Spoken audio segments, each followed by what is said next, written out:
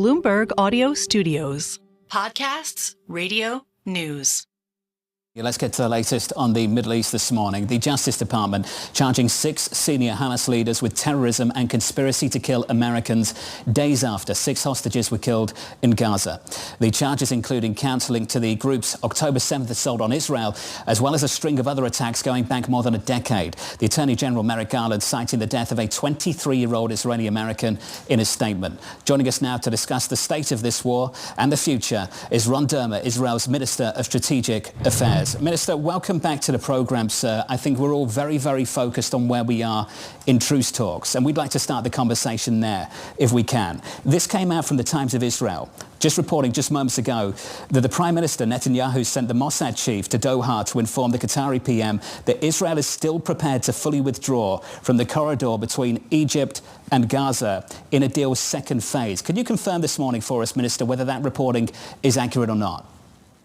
No, I think just to explain to your viewers what we're talking about, because there's been so much misreporting and half-reporting.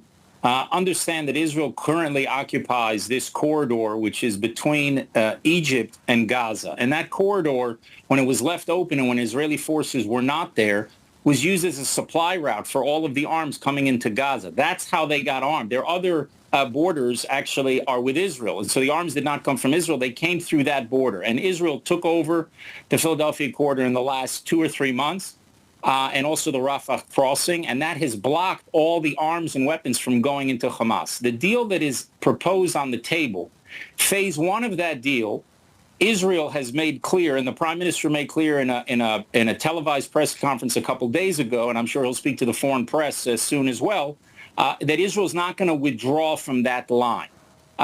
We won't withdraw off that corridor, because if we do that, then you're going to see those weapons come back. Phase 1 of this deal, what it calls for, Jonathan, is to have negotiations over the conditions over a permanent ceasefire. And once you've concluded those negotiations, while you're in a ceasefire for phase 1, in order to get to phase 2 and a permanent ceasefire, that's when you can discuss long-term security arrangements on the Philadelphia Corridor. So I think that report is a little bit misleading, thinking that in a few weeks Israel is going to leave. But it is true that Israel is committed to actually negotiating this deal. We've been committed from the beginning. When the president put forward a proposal based on a May 27th document, he put forward a proposal in a speech at the end of May. Israel said yes, Hamas said no. Then the U.S. put forward a final bridging proposal, which they called it a final bridging proposal, in the middle of August. We said yes, Hamas said no. Hamas has not been interested in moving ahead to close the deal. They were interested, frankly, Jonathan, for the last several weeks, in an escalation in the region. They wanted Hezbollah to attack Israel. They wanted Iran to attack Israel. And I think now they're hoping that somehow Israel's government will make compromise that it wasn't prepared to make it before. And I can assure you, Jonathan, in the wake of the horrific execution of 6 hostages, including an American, Hirsch Goldberg, Poland, Israel is not going to make concessions in the wake of that. We are committed to a deal. We set people to sit with negotiators to try to get that deal done, and I hope we can do it. We're working with the U.S. administration to try to push that deal forward. Minister, as you know, we're very focused on accuracy here at Bloomberg, so you said that report was slightly misleading. Can we just reconfirm the aspect of it that was misleading? And could you confirm whether in a second phase, Netanyahu has ultimately sent the Mossad chief to Doha to inform the Qatari PM that in a second phase you are willing to fully withdraw from that corridor? We don't. I cannot talk about the arrangements in a second phase because we haven't even negotiated about it. Who is going to be there? How long is it going to take? I'll make it very simple for you, Jonathan, until we have an actual practical solution on the ground for the Philadelphia Corridor, Israel forces cannot leave. And for the last 20 years, we haven't had that. We had Egyptian presidents, and they announced that their policy was to stop the smuggling that would go into Gaza. We had that in Mubarak. We have that in Sisi today. What happened on the ground was a different matter. When Morsi was the president, you remember from the Muslim Brotherhood, was the president of Egypt, a highway of weapons came into Gaza. So the question is not necessarily Egyptian policy at the top levels. It's what's happening on the ground. What are you going to do on the ground to prevent that border from being a porous supply route for weapons to Hamas? Because we have Minister, to it raises an obvious question, if I may jump in, sir, and just interject, because I'd love some clarity from you on this. Minister, I just want to squeeze this in and then you can complete your thoughts, sir. Just quickly. If you can trust Egypt to mediate the talks, why can't you trust them to secure the border? Isn't that a contradiction that we need to try and reconcile? No, I don't think so. By the way, Qatar is also a mediator of the talks, and Qatar has been harboring and financing Hamas for a long time, and frankly, financing the Muslim Brotherhood all over the world, and also promoting a lot of Hamas propaganda, which is anti-Semitic, anti-American, through their state-controlled television station, Al Jazeera. So I don't think those two are necessarily go hand in hand. The fact is, for the last 20 years, since Israel left in the disengagement, a move that was applauded by the whole world, we left that corridor called the Philadelphi Corridor. We left the border between Egypt and Gaza. We have not had a solution on the ground. I'm not questioning the intentions of the Egyptians. I'm questioning the results. And all of Israel saw it. October 7th could not have happened without that border being open. And so Israel now has closed that. And until we have an actual practical solution on the ground that is working after 20 years of failure, Israel can't leave that line. Minister, I need to follow up on one other aspect of this, and that's the division that might be emerging in the Israeli government. There was another report, and by all means, if this didn't happen, you can tell me it didn't happen, that your defense minister told the Security Cabinet the following, quote, "The fact that we prioritize this corridor at the cost of the lives of the hostages is a moral disgrace."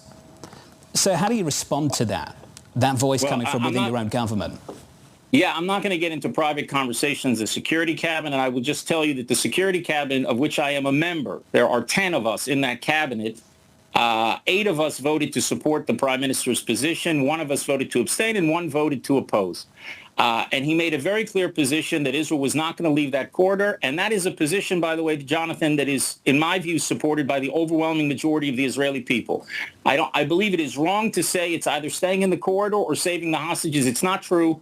There are many other aspects to this deal that haven't been resolved. The United States is working diligently to try to resolve it with the other mediators and with us. Hopefully we can get there. But it is clear that in phase 1, Israel will stay on that line until we have a practical solution on the ground that we can convince the people of Israel will know that what happened on October 7th will not happen again, that Hamas will not be rearmed.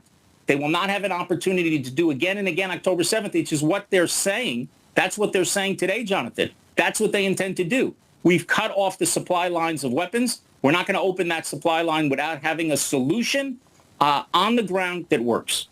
Minister, can we go back to this phase 1 agreement? A few weeks ago, Secretary Blinken was in Israel, and he said there was a very constructive meeting he had with Netanyahu and confirmed that Israel supports that bridging proposal. Then just this week, President Biden said Netanyahu was not doing enough. How do you manage what's coming out of the United States? What exactly does the U.S. want to see from Israel, and why is Israel not complying? Well, I think that just the facts are, Annmarie, as I said, there was a proposal put forward in May.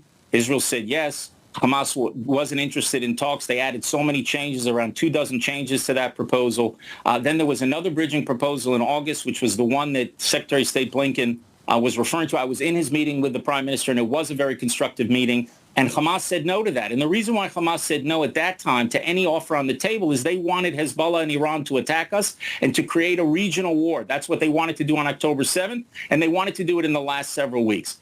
My hope would be, hopefully, that the potential of a regional escalation is in our rearview mirror, and we can get down and see if we can finish these talks. What the last thing that Israel is going to do is, in the wake of the execution of 6 hostages, is to make concessions that it would not have made before. That is not going to happen. In fact, all the Israeli Security Cabinet was united that Hamas is going to pay a heavy price for that decision. Because if we don't do that, not only is it going to be dangerous for get to a hostage deal, they're going to start killing hostages, thinking that if you kill hostages, you get concessions. We're trying to get as much as we can on the same page of the Americans. I think we've been there for the last couple months. Hopefully we'll continue. And I think when the U.S. and Israel show no daylight between them, and when all the pressure is directed where it should be, on Hamas, I think the chances of getting to a deal go way, way up. And I hope we can get there in the next couple of weeks. Is it your understanding that right now what the U.S. is putting on the table in these discussions, in these conversations, is, quote, take it or leave it? Well, I don't know. The bridging proposal that was put forward on August 16th was a final bridging proposal. So I don't know if this will be a final bridging proposal, and then we'll get a final bridging proposal. It might be that they're talking about specifics and details, because this is a kind of framework agreement, and there's still a lot of things to be negotiated. Again, the problem in the negotiation is not just the Philadelphia Corridor. There are several things. maybe a half dozen things that have to be closed in order to get to a deal. Right now, we have not seen, and I want to repeat this again, at no point has Hamas agreed to any deal that's on the table. They have rejected everything. We had one movement of Hamas, which was in early July, where they understood that there's not going to be an end of the war as an entry ticket into a deal. There will be a temporary ceasefire of 6 weeks, and then during that temporary ceasefire, we're going to have to negotiate what would be the conditions of a permanent ceasefire. The Philadelphi Corridor and how you block weapons from going into Gaza is an important part of that. We're willing to negotiate all of that, and we're willing to get into that first stage of the deal. Hamas made that change. I don't know if they still actually agree to that. But on the other issues, there are still pretty significant gaps that have to be closed, and the U.S. is trying to do that. I will tell you that the Justice Department's decision yesterday was a very good decision to put pressure on Hamas. Hopefully, the other people internationally and regionally will put as much pressure on Hamas as possible because Israel's government wants to get to a deal. Believe me, Israel's government wants to get to a deal. What we're not willing to do is go to a deal that's going to endanger the security of 10 million Israelis. But we're willing to do a deal. And we hope we can get there as soon as possible. Minister, you're saying you want to get to a deal, but just this morning, your National Security Minister, Ben-Gvir, came out on Twitter and said, quote, I'm acting to halt negotiations with Hamas. So is that not accurate?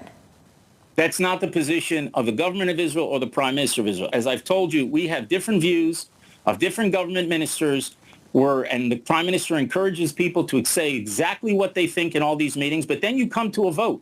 And the Prime Minister's position, which is we're willing to get to a deal, we want to get to a deal, we have red lines that we have to keep, but we want to get to that deal to bring those hostages back. Up until this point, we remember on October 7th, there were 250 hostages that were taken. We have succeeded in bringing 150 hostages back. 110 of them or so have been alive. And I tell you, the murder, the execution of these 6 hostages was gut-wrenching for all the people of Israel, no matter where they are on the political spectrum. You probably may have had them on the show, the Rachel and John Goldberg, Poland, what they have done in raising awareness about the plight of the hostages and their dignified struggle and heroic struggle really for their release. It was a major, major blow.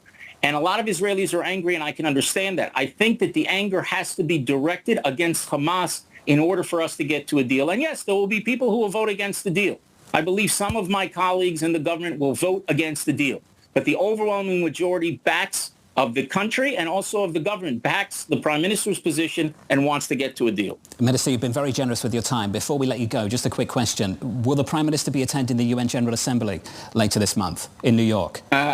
I believe he will, but, with what happens in our region in the Middle East, you never know. I think he intends to go there, and hopefully we can make that happen. And he'll have a chance, just as he addressed the American people in the Congress a couple of months ago, will have a chance to address the world about how we move forward in this region and how we can move from this catastrophe that happened on October 7th to move towards a different future for Israelis, for Palestinians, and for everyone in the region. Please let the Prime Minister know. We would love the opportunity to sit down with him later on this month, sir. Minister, thank you very much for your time. Ron Dermer there, the Israel Minister of Strategic Affairs.